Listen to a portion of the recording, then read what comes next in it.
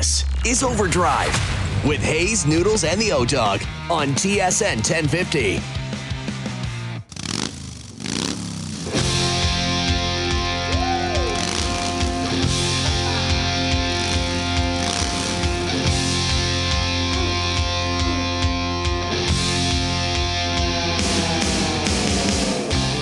Final hour OverDrive continues, brought to you by FanDuel, bringing you everything from the opening line to the final score. We'll get to our best bets later in the hour. Jays Nationals tonight. We'll head down to the park, catch up with Keegan Matheson in a few moments. Jays are not in a good place. Not in a good place. You dropped 2 of 3 against Cleveland, including what happened last night. Excruciating loss. Or yesterday afternoon, I should say, including injuries. Chapman left, Bichette left. Chapman now on the IL. Bichette out of the lineup tonight. Wouldn't say it's positive vibes around this team, and we were asking people earlier today, was something to chew on, brought to you by Boston Pizza. You know, if the Blue Jays missed the playoffs, who is most at fault?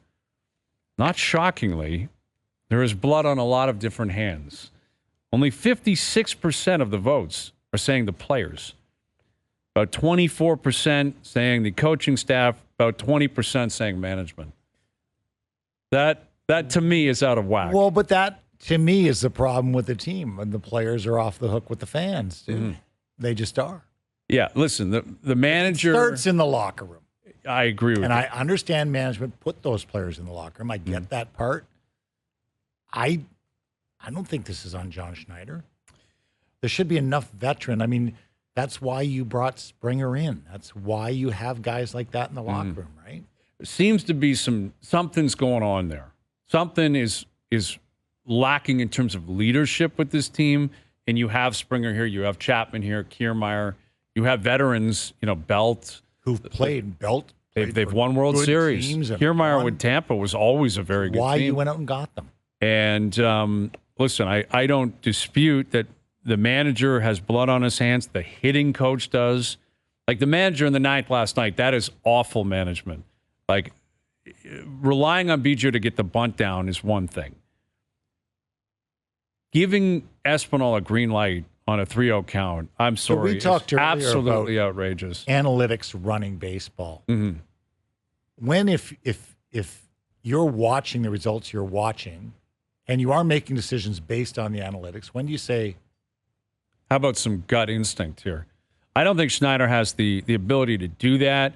Not that he's not capable of it. What about the guy standing beside him? I think that who Mattingly? Yes. But he's no different. Like they all have to abide by what the analytics say and what the GM basically says.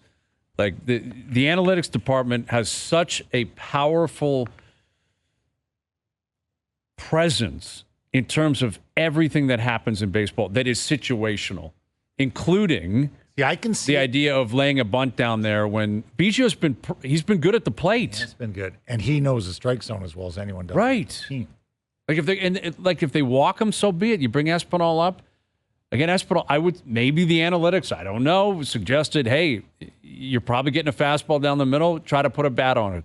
He swings at it. Turns out it would have been ball 4, more than likely. Instead, he hits into a double play. Awful management last night. But again, the players didn't execute. Like Espinal still swung at it. Just because you have the green light doesn't mean you have to swing. Right. You still got to have some sort of command of the strike zone. And he hits into a double play. And, again, I just look at the players. Springer's had it down year. Kirk's had it down year. Chapman, prior to the start of the season, down year. Vladdy, down year. There's a lot of guys on this team, veteran guys you expected more out of, that have simply not pulled their weight. And again, something to chew on, brought to you by Boston Pizza, the best place for any family meal, plus for the month of September, so starting Friday, kids will eat free with minimum purchase when you dine in. So grab the kids and hustle into your local BP tonight. And also, tomorrow, the next night, the night after that, and of course on Friday when this great deal kicks in for the month of September. Keegan Matheson will join us here in a moment. The GM, I'm not completely letting Ross Atkins off the hook. The Varsho deal looks like an awful deal. As many people understand and have pointed out, leading up to the trade deadline, especially with Bichette on the IL, there needed to be some sort of a pursuit for a power bat, ideally a right-handed power bat. They did not do that.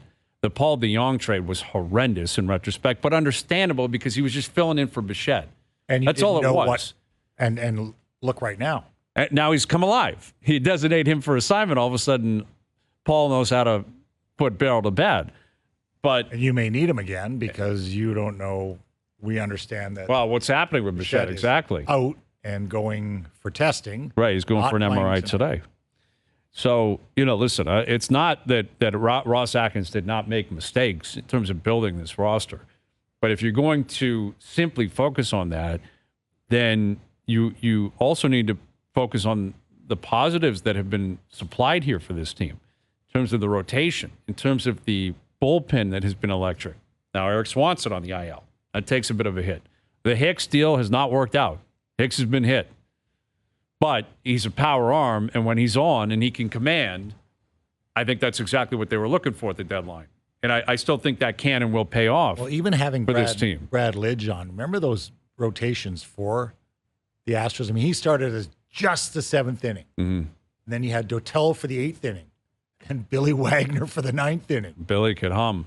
And then Wagner left, everybody bumped up an inning. And then finally, Lidge became the 9th inning guy. Yeah. So maybe Hicks fits in a role with Romano like that. Yeah, well, I think that was ideally going to be the case. Just hasn't worked. But the numbers he gets, when he gets hit, he gets hit. And when he's off, man, he can't find a strike zone. Let's head down to the park now. Jays Nationals tonight. Here's Keegan Matheson of MLB.com covering the Jays as he always does. Yesterday was an ugly one, Keegan. I mean, that was an excruciating way to go down. Then you wake up today, Chapman's on the IL. Bichette's not playing tonight. He's going for an MRI. What's the vibe like around this club today? It's not good, guys. There's not much good happening down around here, and the timing could not be worse. Mm-hmm. The Nationals are not a competitive team per se, but they've been playing better lately, and the way they've lost a couple of these games matters as well, I think, too. Yesterday was just bad baseball. Well, let's call it what it is. I don't care who wins, and even just watching the baseball itself was painful at times because it looked like two teams waiting for the other one to win and not doing much about it. It was ugly, bad baseball. So it's a lot happening all at once for the Blue Jays. Losing Chapman, you could see his play lately really declining as he was dealing with that right middle finger issue. But losing Bichette, whether it's just today or whether it's another 10 days, we'll see with that MRI. He's the face of this team. He is the guy that makes this entire lineup work, and he matters so much to their success. So no good news, really, guys. Starting off on a cheery note here, but I've got nothing for you. Well, now you got Springer hitting leadoff tonight. So they've been going back to that well. They want to see if George can come alive in the starting role, hitting leadoff tonight. You got Davis Schneider, who's actually going to play, and he's hitting cleanup tonight. He's playing third, and you got Ernie Clement playing short. Like all of a sudden, like you said, without Bichette, and even with Chapman, who's really struggled since a great April, and even more so lately, you take his name out of the lineup card, Keegan. Man, you start focusing on some names there, and you're like, this does not look like a team that's capable of getting to 90-plus wins. It happens fast, doesn't it? The entire season for this team, they were so healthy all season long. Yep. And that's never going to last. We all know that. But this team benefited so much from health. And some of that is credit to the players, the training staff. Some of it you just get lucky some years. In the rotation, that's really mattered as well. But this lineup is going to need to do something, guys, because when you look at this rotation and bullpen together, pitching, big picture, if this rotation and bullpen does not get to the postseason, it's what we're going to talk about for 10 years. It's what I'm going to reference 5 years from now, pointing back to if they only had the rotation from 2023, if they only had that bullpen from 2023, this pitching group needs to be in the playoffs. And if you don't get them there, that is an incredible missed opportunity. And now the lineup that's tasked with doing that is a little short, and you're seeing a left side of the infield, Schneider Clement, that you're not expecting to see in a postseason race. Is Davis Schneider hurt by the fact that he didn't come in with a huge pedigree? Like if this is a first-round pick who's in, a top 5 pick a couple years ago, and he splashes in the way he splashed in, is that different, or is it like, well, we've got something here, but we're not quite sure what we have or how much he can do in the long term? Yeah, I think that is a bit different, Dave. And if he had have come in as that number one prospect, Vladdy, Bo, even Kevin Biggio, when he came up, I believe was the Blue Jays' number 4 or 5 prospect at the time, you are assumed immediately to be part of the future. David Schneider was a 28th round pick. Even when you go back to high A and double A, he was the guy who would get a day off or get moved off of a position when a top prospect had to play there. He was never a priority. So he is still kind of in prove-it mode for the Blue Jays.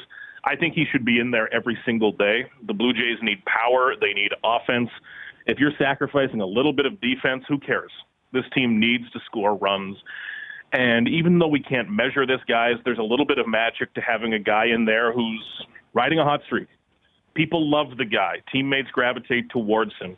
It matters. I don't know how to measure it, but it does. And going forward, I think it's interesting with this team. You see with some of the roster decisions, there has been more trust placed on players who have done it before as opposed to what a prospect might be able to do going forward.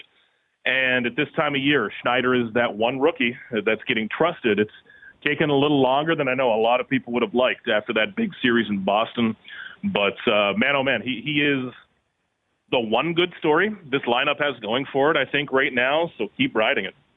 But what you talk about, the baseball part of it, I'm almost talking about the intangible part of it, from the look to the energy to the excitement, because that's, that on many nights to me, that's what's missing. Mm-hmm. Yeah. It adds so much, guys. And there's a reason he is that cult hero already. The mustache, the glasses, those big chunky Air Monarch Nike dad shoes that you mow the lawn in, Yeah. And Blue Jays fans love that Ryan Goins, that John McDonald, that scrappy middle infielder. Well, David Schneider's actually good at baseball. That's what's different about him. Right. Putting up numbers along with being that lovable character. That's a very rare combination. He is absolutely beloved by Blue Jays fans already. I think a lot of folks relate to him. They love the story. And when you perform on top of a story, that's undeniable right there. Well, we were talking about, who is going to take the most blame if we fast forward a month and they miss the playoffs, and they're trending towards that, albeit a very soft schedule in the next 12 days, and we'll get into that momentarily here. But I think a big part of the gripe towards management was, they weren't attacking the right-handed power bat at the trade deadline. Meanwhile, they've stumbled across it. Like, Schneider's a right-handed power bat. He's got 5 home runs already and a 1,400-plus OPS. And I don't know if they get – in fact, I don't think they get credit for that. It wasn't anything that they were planning on. It's not as if they avoided making a deal prior to the trade deadline with the belief that Schneider could represent this. Yet that's pretty much what he has represented. And yet he's not an everyday ball player. And now it feels like it's something they're going to do out of desperation here because Chapman's out, Bo's out. It's like you got to plug into the middle of the lineup. I would guess he's going to play probably all week. And now they really need him.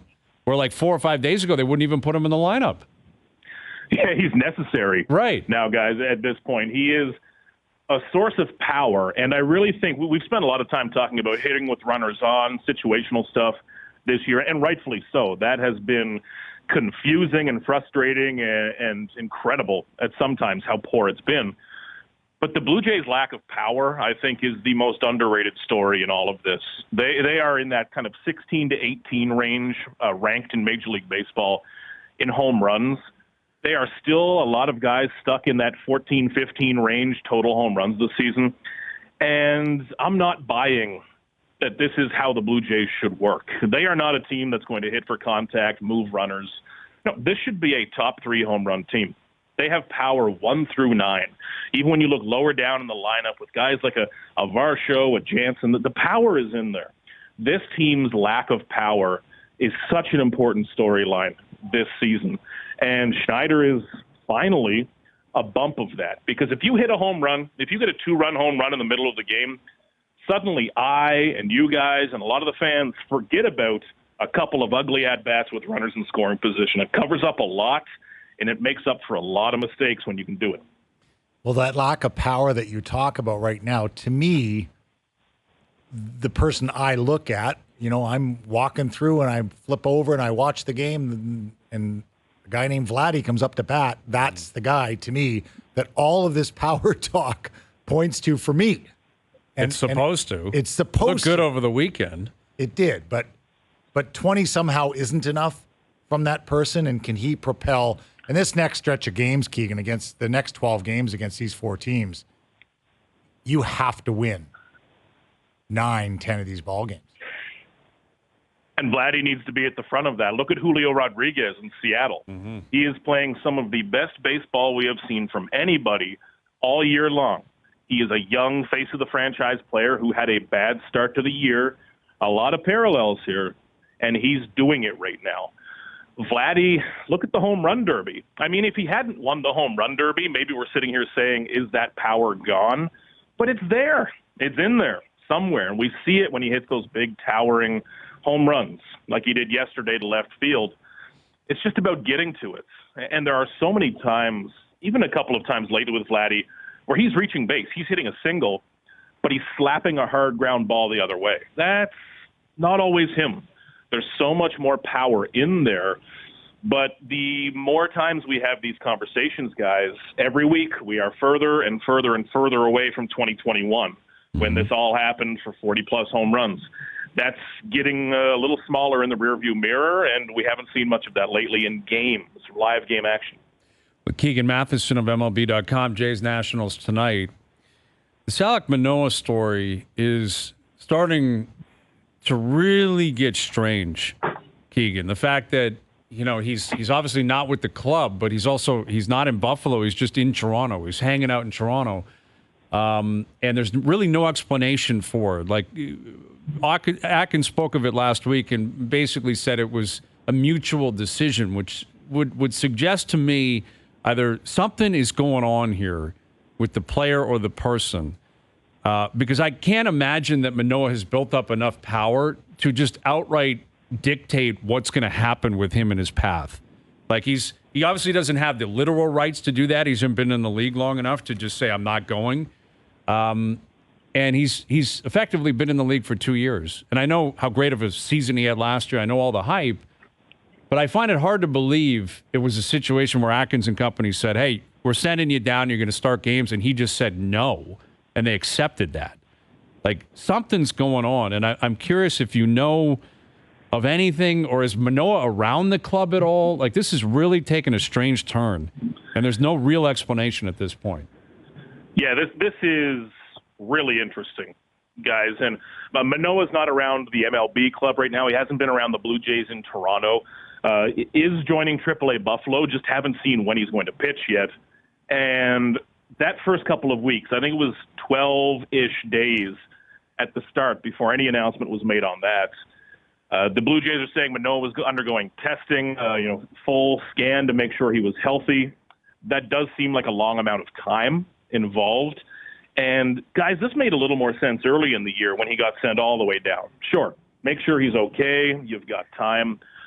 But right now, Manoah was supposed to be their number 6 starter, because if somebody goes down, who do they go to? Because of that break, Manoah's not even the number 6. So this has been very curious. It's something where I don't want to jump to guesses or conclusions, but part of the job of being covering a team is having a bit of a detector, and that's been beeping lately. It's been a very unique situation that you don't see happen very often, and there's a reason you don't see it happen very often. This is not typically how it works. So not just do the Blue Jays have a big decision with Manoah these next few weeks, is he going to be that number 6? If somebody shakes an elbow or grabs their oblique, is he there? What's he next summer? He is my day one, question one of spring training next year. Who is he to this team, and is he the long-term rotation member? What is it? It's very curious, and I'm amazed it's at this point. I'm with you on that. Great stuff, Keegan. Enjoy the series down there. We'll do it again hopefully later in the week. You got it, guys. Take care. Keegan Matheson of MLB.com. Yeah, it's not possible for Manoah to just step back on the mound now. Like, I'm assuming he's still keeping up with his routine. I don't know that, though. Like, is he throwing a ball in 2 weeks? Is he in the gym? Is he working out? There's no answers on this. There's no sightings of Manoah. There's so many different options and layers on what to do with a young player. I mean, the instructional, like all the way through. I mean, there's different tiers of what he can do and where they think he can go to have success. And they stepped it right back the last time. But this one just, the last one was about like a quick fix and a rehabilitation. But I thought it was about physical conditioning as well. I think that was a big part of it last time. That was a part of the reporting. Scott Mitchell, our own Scott Mitchell, among others, reported, he came into camp, he was out of shape. And I think that was a part of it. And then like mechanical, right? Like get down there, get in the cage one leads to the other. And one leads to the other. And how are we going to try to fix this and get the velocity right, get the command right, get the, zip right on the off-speed pitches, get him through the pitch clock, which I think has been a big part of it. Too fast for you? Without question. I was in shock when they called him up. I couldn't believe they called him up for that start in Detroit. But this is very different. This he's just in no man's land. And again, I understand it's sensitive because of his profile and because of who he is. And I don't dispute he has power within the organization. And I don't dispute that they might have the organization might have some blinders on with Manoah because they desperately want it to work. They need it. They need it to work because of what was forecasted and how great he was. And if you can get that back, it's found gold. You've got a stud atop your rotation. He's an absolute horse when he's on his game. But if the direction was you're going to Buffalo, then you're going to Buffalo. But why is he not there? And where is he and what is he doing? And it's my radar is going off too. Like I don't see a scenario how he pitches again this season for them.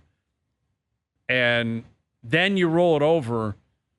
This has been such an implosion that I don't think it's far-fetched. I don't think it's hyperbole to legitimately wonder, like, what does the rest of this guy's career look like? Because it's one thing to take a step back. It's another thing to go through this. Yeah. Like, this season is unprecedented. I don't recall anyone ever going through something like this. What's happening with Manoah in terms of the statistics, twice being sent down, but not just sent down, like Florida Complex League. Then you come back, and now you're just away from everything. It's a very strange situation. And you would think at some point like Keegan's with the team and he doesn't have a sense of what's going on. Very protective. You would think from a players association, from whatever standpoint, you would hear some word, just that everything's okay. Well, exactly. And listen, if it's something personal, and I don't know that, then he's entitled to his privacy and, okay, go figure it out. But generally in 2023, to your point, the amount of eyes and ears that are on this team and that are at that park and reporting on things on top of the rest of baseball, the Jeff Passons, the Buster Olneys, the Tom Verducci's, he's Alek Manoah. You know there's people calling saying, hey, what's going on here? And yet, this is the position they find themselves in, and we're into September by the end of the week. Like, rosters will expand on Friday. You would be shocked after last year and the success he had to think of the success of the group this year without him. It's amazing. It really, truly is a testament to the rest of the rotation, the bullpen, the ability for them to have such a good staff without anything from Manoah. If anything, it was really a drag on the rotation when he actually did play. 3 wins. Yeah, and that would have been largely based on run production because his statistics were never strong. I don't recall any great outings from him this year. So, there would have been a couple good outings, but not like stud, shutout, 7 strong. Because he was so dominant. He was so dominant at times last year. Yeah, it's without question the story of the year with this team. Think of what a boost that would be, getting a healthy Manoah back. Well, that's it. Like if you got the same production from everyone else on this team, and then you got the Manoah last year, and even the Vladdy of last year. Forget the 2021 Vladdy. You got the guy who hit 30 plus at an OPS, well up above 800. And the Manoah last year, man, this team's probably well into a wild card spot. But that's sports. You never know what you're going to get. That's why you play them. That's why you play the games, right? And that's why it's always an investment, like getting back to the Matthews stuff. largely the angle is, okay, what does it mean for the Leafs? What does it mean for the math equation, trying to put together a cup contender? But as you pointed out earlier, Poulin, there's a big gamble here for Matthews. Sure there is. Because he could have signed an 8-year extension at maybe $14 million. You do the math on that. He left a lot of money on the table. Yeah, He's somewhere between 55 and 60. 55 and 60 million that would be guaranteed, and like 90% of it paid on July 1st every July 1st for the next 9 years. Well, you know what's interesting about that, though, is the volume is so high because without that, he's going to be at 118 when this deal is up, this new deal. He's going to have already made 118 million. That's still pretty good living. Pretty good.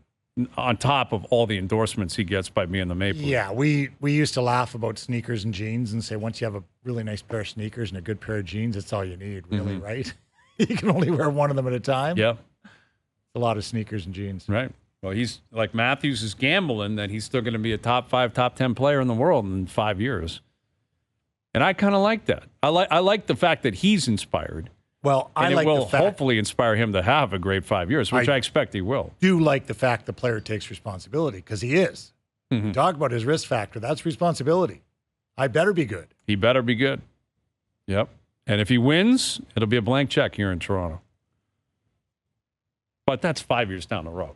Like, it's over now. We know what it is. We know what the number is, the term, put to bed. You don't talk about it for years. But we'll see. It's all about the playoffs now, as I said at 4 o'clock. Now that the contract is over and you can rest on that, regardless of how you feel about it, he's got legacies in front of him that are very achievable. Greatest Leaf of all time, greatest American-born player of all time, and one of the 3 or 4 greatest goal scorers of all time. Those are 3 great achievements. But I don't think you can have any of them unless you're scoring big goals in cup finals. There will be an asterisk. It has to happen. Gretzky scored in cup finals. Ovechkin scored in cup finals. Gretzky did? Mike Bossy scored in cup finals. The greatest goal scorers of all time. Brett Hull scored a winner in 99. You have to score big goals in cup finals if you want to be the greatest Leaf ever, greatest American ever, one of the great goal scorers ever. Mandatory. Not that he doesn't know this, but that's what's in front of him. See what he's got. Best Bets brought to you by FanDuel. Still to come. Overdrive continues. TSN 1050 and on TSN 2. Now, back to Overdrive with Hayes, Noodles, and the O-Dog.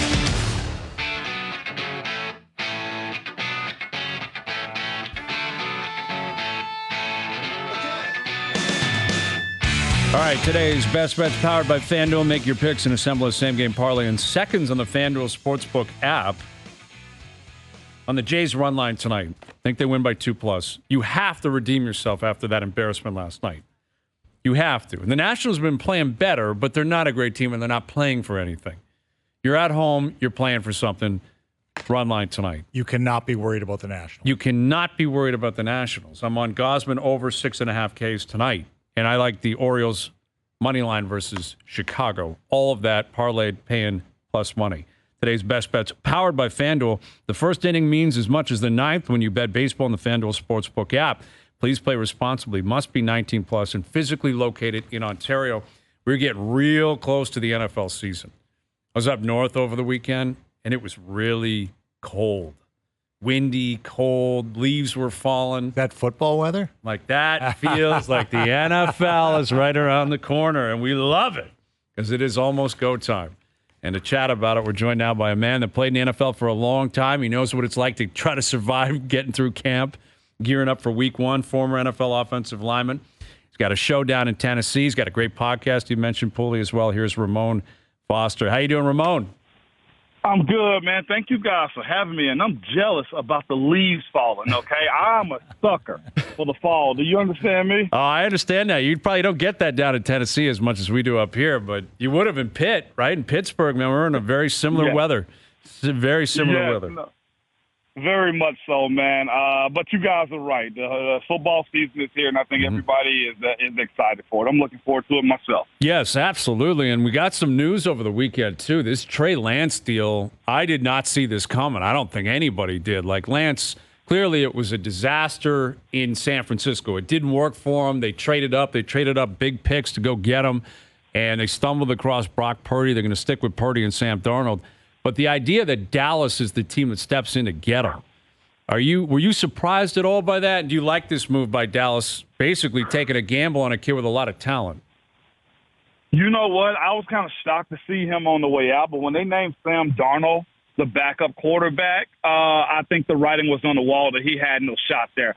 And you know what? That's not all his fault. I think sometimes NFL GMs and talking heads that make, those types of calls, those type of shots, they get ahead of themselves and think one thing whenever they see a guy at his pro day or, some of his college game film, and it just doesn't translate if he doesn't fit the system. They actually came out and said that he apologized, for basically wasting their pick. And that right there from Trey Lance is a stand-up type of thing. John Lynch mentioned that, if I'm not mistaken, today or yesterday about him apologizing for having to be traded. And truthfully, none of it was his fault. He was injured, and I think he just got picked to the wrong system. Him going to Dallas is basically Dallas looking at, their succession plan after Dak Prescott. If the one thing we've learned about the business of football is there's always somebody else that they're looking over your shoulder for. There's always a saying, the NFL means not for long. And if I was Dak Prescott, I'd look at his situation and kind of say, well,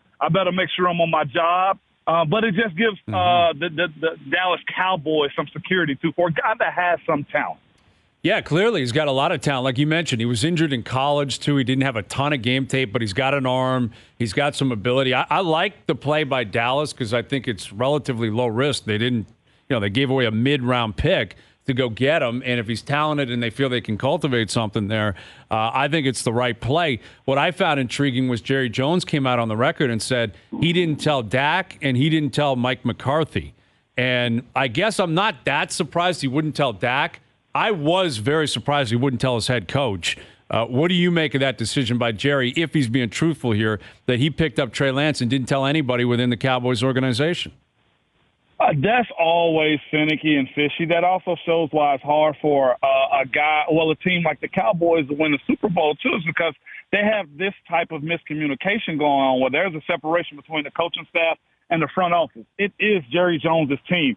He does have the ability to make certain calls that not a lot of other GMs or head coaches would stand to deal with, And I just feel like that's just a bad play. But this is also the thing. I guess Ramon Foster needs to just buy his own NFL team. Then I can have my own rules, Right.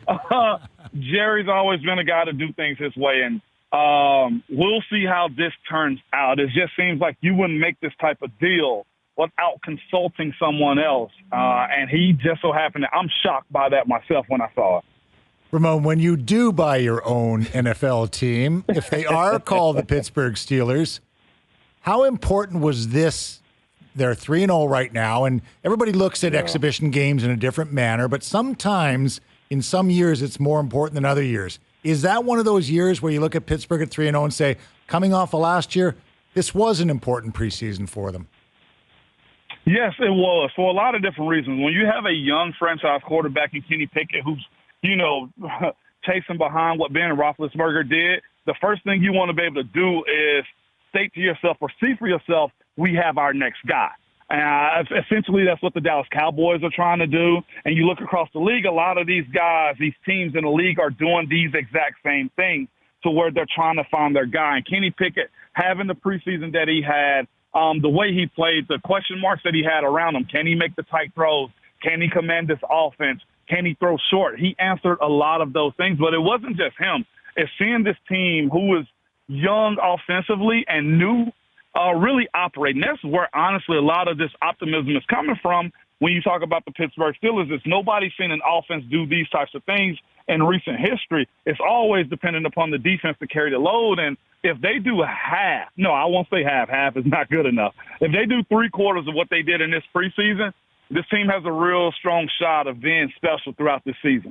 With longtime NFLer Ramon Foster, Kenny Pickett, he's still a young quarterback. He showed his true colors, I think, at the end of last season. They had a really good second half. down at Pitt. And maybe, he's trying to show what these other young quarterbacks are hoping to do this year, where you got the first overall pick, Bryce Young, he's going to start. The second overall pick, C.J. Stroud, he's going to start down in Houston. And Anthony Richardson's going to start the fourth overall pick in Indianapolis. I'm curious what you make of it. The fact that, 3 studs, top 5 picks, they're all going to step right in and start games week 1. What is the likelihood that these 3 guys show anything this year, let alone, build upon something in the future?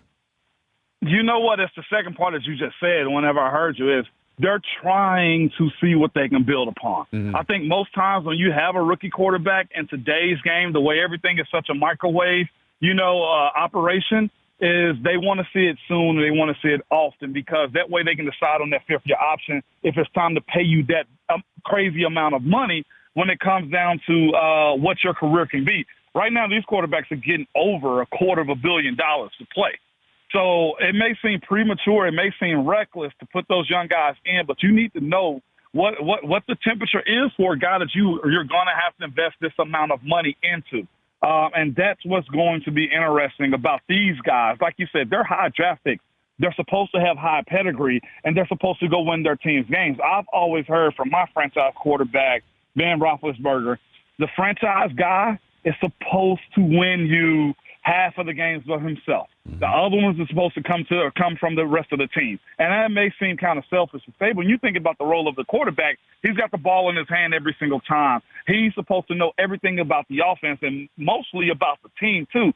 Aside from the owners, the head coach and the GM, the quarterback stands somewhat close to that table as they do as far as making decisions. So the fact that they're putting these young guys in this driver's seat so soon, it absolutely means that they're dependent upon them. And if it doesn't, they won't pick up that fifth-year option. They'll be looking for another guy in about 4 years. Right. That's essentially what they do. Yep. Get you as cheap as they can and as quick as they can. So it's just a means of operating now. Yep, sure feels that way. Great catching up with you, Ramon. Really appreciate it, man. Enjoy week 1. We'll do it again down the road. Absolutely. Anytime, fellas. I appreciate it. You got it. There's Ramon Foster, longtime NFLer, radio host down in Tennessee, longtime Steeler. That's interesting what he said, like a stud quarterback responsible for half the wins. And the other half, that's where the defense has got to come in, coaching's got to come in, maybe the run game. But, yeah, these young quarterbacks. And he's right about, the money. And it's, as we've said a lot today, a lot of it is the math equation, man. Well, you get a guy on the cheap. We started a conversation today about Aaron Rodgers in New York and the Jets and the impact he would have, the trickle-down impact he would have. But the story I started to tell you about the complexity of the quarterback situation, I had a rare situation where I was in an athletics director role at Notre Dame. And I was the number 1 guy on the road at Stanford. And so I thought, well, I'm kind of the boss here, so I'm just going to stand on the field for the game. And it was a game Notre Dame had to win to go to the BCS. And it was late in the game. And early on, Joe Montana and Dwight Clark had walked down with their wives and, they, talking to a couple people on the sidelines. And then Montana had sidled over towards me, and we had chatted because our daughters were at school together. And I became the defense mechanism. Someone walked up and wanted to talk to me, turned and talked to me, just so he didn't have to talk to anybody else. Right. But as the game started going on, and particularly when it got intense in the fourth quarter, he started to call the plays from standing beside. And he'd turn and look at me and he'd say, "This is going to be a bubble screen." Wild. I'd say, "Why?" He'd say, "Well, the minute the strong safety jumps up there." And I'm like, I didn't want to say which one's the strongest. Yeah, exactly. Does he play left wing? And then he said to me, "Well, you could do the same thing in hockey." And I'm like, yeah, I'm not quite sure I could. Right. Not quite the same. But Ramon's just saying he's the offensive lineman. The guy behind me is going to win half our games. Yeah. That guy's got to know what's up. Like, I know who I'm about to block. Know what I'm doing. I know what I'm doing. That guy better know what everyone's doing, not only with us, but what the other guys are doing. Because if he's good, like his guy was, one of the best. Yep. Hall of Famer. Roethlisberger. Yep. He's going to win 50% of the games for me. It's wild, man. Yeah, it is One wild. guy. And like you just said, like Montana can sit there and be like, I know what's coming. He's not even playing. Well, he's and not he didn't playing, study it, you're but he standing on the sidelines, and everybody's big out in the field. I can't even see who's in what position. Like, it's right. Instinctively knows it. knows exactly what's going to happen. We have some quarterback news here, some Canadian content. Nathan Rourke reportedly has been waived by the Jaguars. Now, this is not that surprising. Trevor Lawrence is the man. They have a veteran backup there that I think most people expected would get the job. I think the plan with the Jags always was get him in, try to get him through waivers, get him on the practice squad. If he clears waivers, I have no doubt that will happen. I think they'll sign him to a practice squad situation. And I'm sure Nathan Rourke was probably aware of that as well. But he had a very productive preseason. He looked comfortable. Does somebody grab him? That's the question. Like we talked about this about a week and a half ago. We had Dave Naylor on, and the Nail Gun suggested, and I've heard him suggest, and I think he's tweeted this out, maybe Buffalo is a team that is lacking in the quarterback position. Question is, Josh Allen, a little bit older than Trevor Lawrence, but similar situation. Like, if he goes down and you've got high expectations as a team, do you want a rookie in Rourke, or do you want a veteran guy that you think can go in and just kind of calm the masses? I think that's what hurts Rourke here, is the idea that the Jags think they can win the division, are heavily favored to do so. And if Lawrence has to miss 3 or 4 games, you want the kid who's going in like, man, or do you want a vet who goes in and you think you can still go 2-2 without Lawrence? You really are in the third goalie situation. Yeah. You're trying to get a good guy through waivers. You're hoping. Yeah. But it sucks for Nathan Rourke, because we had him on a few weeks ago, and he said he got there in April. He was there early. He was in the gym every day. He had options, he looked at Jacksonville, and I'm sure they were honest with him. Like, this is who we have. Like, it's Trevor Lawrence's team. He wasn't going there thinking he was ever going to start. No. It was never going to happen. But could you look mature enough? Could you get it quick enough and produce enough where they decide, you know what, we don't want to lose you, and if you have to go in, we feel good enough. And obviously that didn't happen. Doesn't end his NFL dreams at all. I mean, if he goes to the practice squad, that's happened with a lot of players. And you can still make good money on the practice squad. Like, he's not coming back to the CFL this year. Someone I wouldn't be surprised would claim him. CFL would only hope. Yeah, of course. Hey, Brock Purdy ended up starting for San Francisco. He's a third-string guy. That's it. Like, you go to the practice squad, and all of a sudden you get a guy hurt, a couple guys hurt. They're bringing you up. They're going to purchase that contract. You're coming up. But I don't know. We'll see if he gets claimed, because there's got to be some intrigue there. He's a good quarterback, mobile quarterback. He's just young, and he's trying to prove he can do it in the NFL. Tough to do. So, tough news, though, ultimately. Nathan Rourke waived by the Jacksonville Jaguars. All right, Jays back in action tonight. We'll come back and tee that up. Overdrive continues, TSN 1050 and on TSN 2. Now, back to Overdrive with Hayes, Noodles, and the O-Dog. You flip the script for the hell of it. Addicted to betrayal, but you're relevant. You're terrified to look down. All right, Poulin, you got a Blue Jay game tonight. We've got the golf season effectively behind us, as we pointed out. But the NFL season right in front of us, and the NHL, NBA, they'll be in camp this time next month. It'll be really gearing up. Ryder Cup. Yeah, the Ryder Cup. End of September. U.S. Open has started now. In Rome. Pretty good. Yeah, it's going to be fun. That'll be interesting. But to me, this is the overload sports part of it. I love it. It's so much fun. Yeah, the next 2 months where you get the finality of the MLB season into the playoffs and World Series. You get college football in the States, NFL football. You get hockey going by beginning of October, NBA by mid to late October. You get the crossover of all 4 big sports. It's great. The excitement is there, and it was always such a great time of year.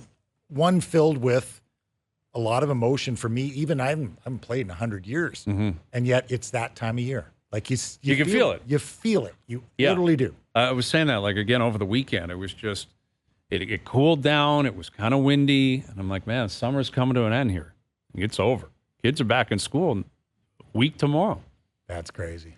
Like, schools are rocking a week tomorrow. Then it's like, you're into September, it's gone, man. You get into September, summer is done. I don't care about September 21st. So we'll just start to look at schedules now. The exhibition season will start to wrap up third week in September, a little bit after that. It comes quick, right? They're like 3 days into camp. They start playing games. We'll be right back to it. Yeah. It'll be good. Back in the studio, back rocking. Hey, it's been fun today. I'm back in the studio. Great having you in here, Paul. You're going to be in here tomorrow? Going to be in tomorrow. All right. We'll be talking about a Jays win. I'm expecting they win. I think after last night, with this team, it's so unpredictable. And Washington's coming in. I think Grappa was saying they're 11-4 in the last 15. But they're not playing for anything. The Jays are. Like, this is a game after what happened yesterday. And even over the weekend, you dropped 2 or 3. If you have any ounce of urgency, you're going to show it tonight. You have to. You have to. 12 games coming up. Washington, Colorado, Oakland, Kansas City. The worst of the worst. Worst of the worst. You got a 4-gamer against Texas still to come. Couldn't work the Mets in there. You'd like to get the Mets in there. You're going to get the Yankees in, though. The Yankees are pretty bad, Poulin. They're a pretty bad club. Like, they're getting goofed on a lot, and I love it. But it's interesting when you hear guys around, Keegan Matheson, Brad Lidge, talk about, yeah, but this is a team that can go on a roll. Yeah, everyone, on paper, you look at it that way. It's a team that somehow is feared. Although not tonight with Bichette and Chapman out of the lineup. Like, all of a sudden, yes, David Schneider is an amazing story. He's got 5 home runs. There are teams, he's hitting like 430. There are teams, and the Florida Panthers were one of them last year, that you just didn't want to draw in the playoffs. Mm-hmm. I'll grant you that if they get there. But they got to get there first. They're going to get there. You heard it here first. You got the Jays punching a ticket? I do. Okay. I'm not as optimistic, I have to be honest. You're watching this team all year. It's incredibly frustrating. They've given you a reason to be frustrated. Yeah. They've given you a reason to be pessimistic. No question. They have to prove otherwise. I'm too much of an optimist. I love it, Poulin. I love it. And I'm a pessimist, so that we meet somewhere in the middle. I'll meet you right in that chair. I love it. All right, Poulin. We'll catch you tomorrow. Great seeing you. Dave Poulin. Thanks to everyone behind the scenes, everyone for tuning in today. Radio, TV, podcast, web. We appreciate it. We're out of here. Enjoy your evenings. Enjoy the games tonight. We're back tomorrow at 4 p.m. We'll chat then. Woo!